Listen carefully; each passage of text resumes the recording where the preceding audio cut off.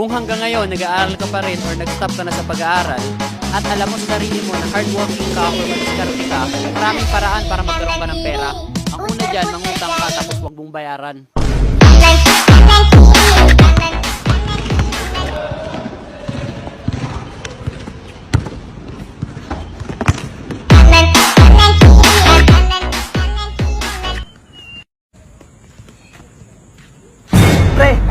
Pre, picturean mo nga ako. Okay na.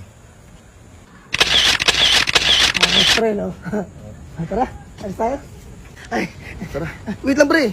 Patingin mo na ako ng picture ko kasi gagi angas ka dun eh. Hindi nga ako.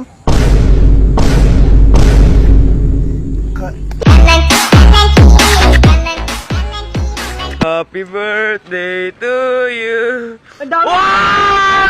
Tangay na yun!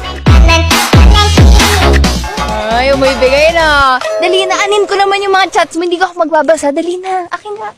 After na to. Matt. Ano? Bakit? Bakit? Bakit nga? By bold.